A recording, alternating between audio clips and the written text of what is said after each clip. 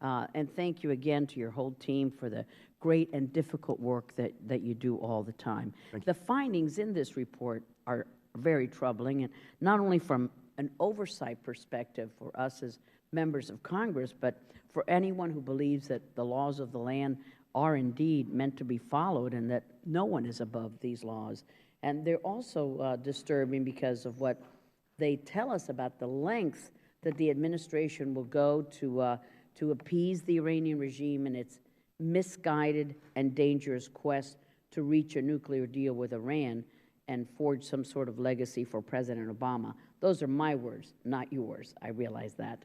But in your report, you mentioned that state officials said political concerns, including international negotiations and foreign relations, can delay the reporting process.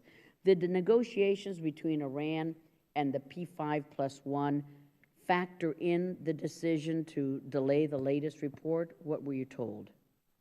We can't actually comment on a public setting on that. We are able to talk about the process in a public setting, but when you get into discussions of countries and individual cases, it actually goes to a very high level of classification very quickly. Thank you. No worries. GAO found that the state actually ignores the 6-month requirement and focuses on yearly reports, as I said and verified. The state decide on its own to submit yearly sanctions reports rather than adhering to the legally required 6-month schedule? Do they do that on their own? State has created a process that envisions annual reports. And when we asked them why, they thought that was the most efficient way to do it. So it does not envision 2 reports a year. It only envisions 1 report a year. Did anyone at state acknowledge that they are violating the law with this practice, that until it's changed, that is the requirement?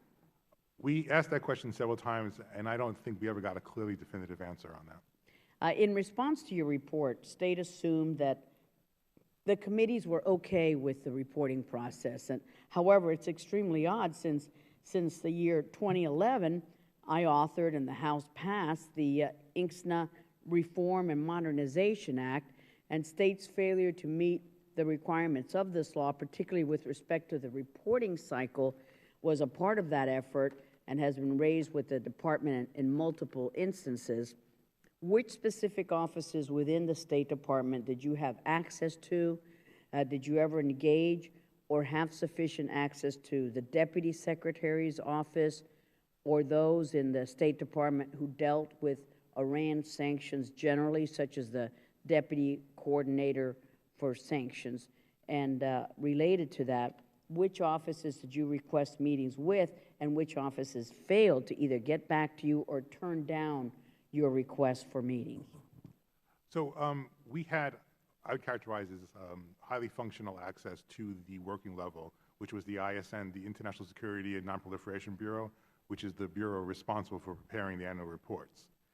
We did realize, given the nature of what we were finding, that there was a need to engage higher level officials, and we did request a meeting with the deputy's office as well as the coordinator's office, and we were not granted that meeting. And finally, GAO provided state with the opportunity to comment to the report and submit those for the record.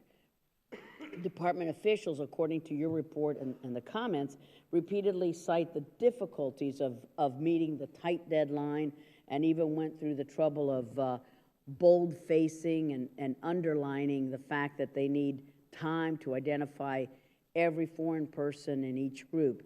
GAO also noted that this practice of reporting individuals in entire groups could allow a single problematic case, as we talked about, to delay the reporting of an entire group. Why wouldn't states simply remove the problematic cases, allow the other ones to be processed through? And did you suggest this as a workaround for the state and State Department? And if so, what was their response? We went through our understanding of how it was working with them on multiple occasions.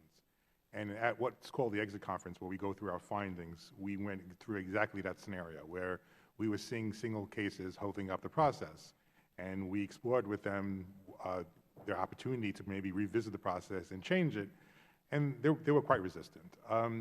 They've had this process for probably 10 years, and they seem to think it works and it's very efficient. But I think the why is probably better asked of State Department. Thank you very much, Director Melito. And now I recognize Mr. Deutsch, the ranking member.